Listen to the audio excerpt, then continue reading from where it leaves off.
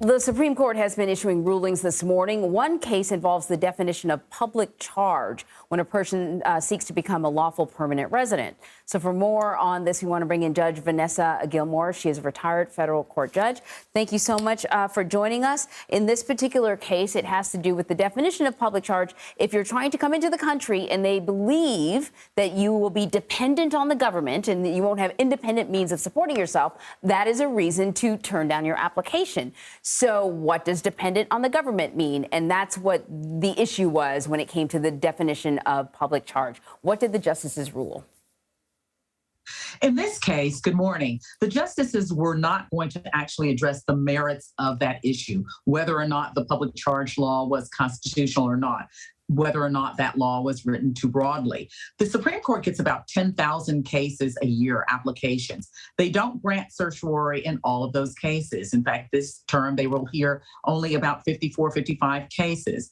And so in this particular instance, they granted certiorari not to address the merits of the case, but to determine whether or not the 13 states that had filed this suit against the city of San Francisco should be allowed to proceed.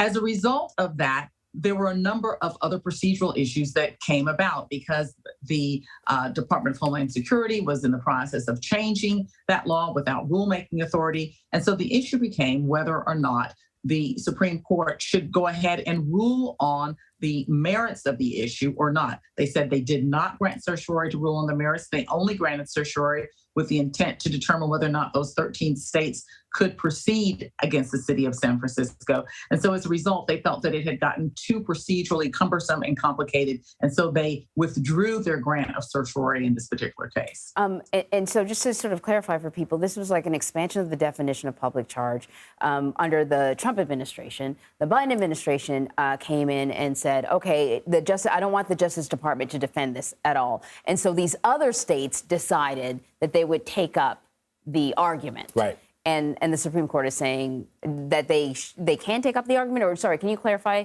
What do you make of the justices sort of ruling in this case? Basically, they've said King's X. We are not going to rule on this today. Mm-hmm. We're not going to rule on the merits of the rule. We were only trying to decide who should be allowed to participate in the lawsuit. So today they've just decided we're just going to punt and push this back until it's a little bit more clear what the issues are going to be, mm-hmm. whether or not there's going to be a right for the Department of Homeland Security to change this rule without going through the normal rulemaking process, or whether or not they should go through the normal rulemaking process.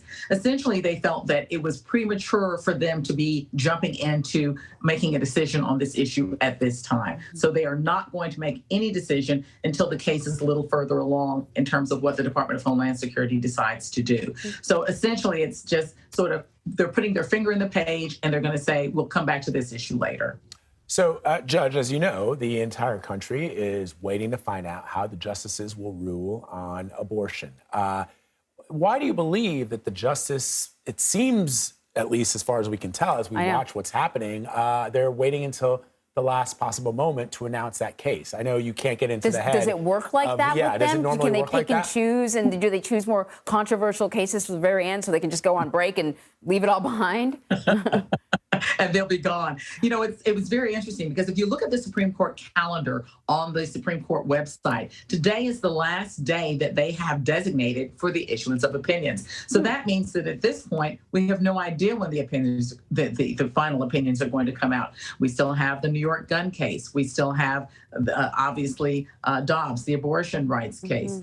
We still have a number of important issues that have not been decided this term. And so it's going to be interesting to wait and see how they're sort of parsed out or piecemeal presented. But we won't know when they are going to come out because there's no dates left on the calendar for the release of opinions. So I guess it's anybody's guess at this point. So wait, so I mean, they can do whatever they want. They can do whatever they want. They can add another date, but right now they don't have a schedule. Could they do that? Could they add another date? Could they say, you know, we're going to be back in session tomorrow, or what?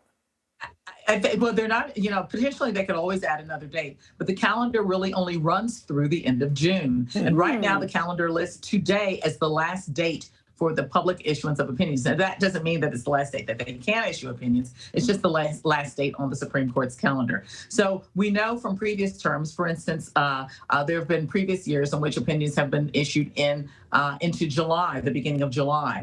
And so even though the court's term ends on June the 30th, there are some years in which opinions were issued after June the 30th, like the 3rd, the 4th of July. And so we obviously have several opinions left to be decided this term, but now we just won't know when to expect them. They could be coming out anytime between now and the end of June, or even into the beginning of July. So it's anybody's guess at this point.